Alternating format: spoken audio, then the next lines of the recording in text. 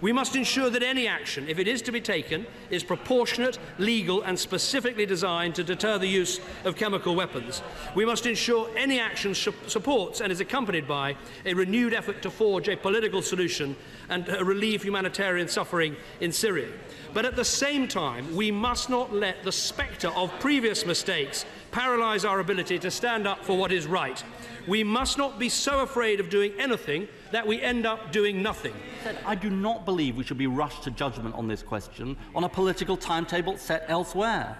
In the coming days, the government has a responsibility, building on what the Prime Minister did today, but more than what he did today, to set out its case for why the benefits of intervention and action outweigh the benefits of not acting. Now, I do not rule out supporting the Prime Minister. I just want to make this point. I do not rule out supporting the Prime Minister, but I believe he has to make a better case than he did today on this question.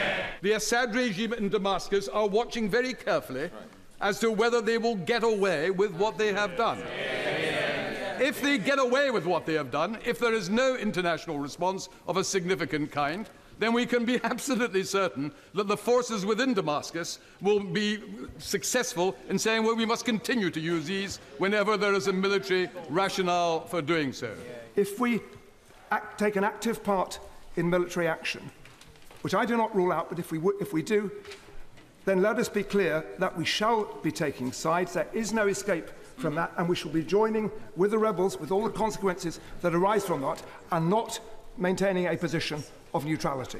To do nothing, let's be very clear, will be interpreted in Damascus as appeasement of a dreadful regime and of dreadful actions that it has carried out. Appeasement has never worked to further the cause of peace in the past, it will not now, and it will not in the future. The UK government expected that we should vote for a blank cheque that would have allowed UK military action before UN weapons inspectors concluded their investigations and before their detailed evidence was provided to the United Nations or indeed members of this House. And having been misled on reasons for war in Iraq, the least the UK government could have done is provide detailed evidence, and frankly, they have not.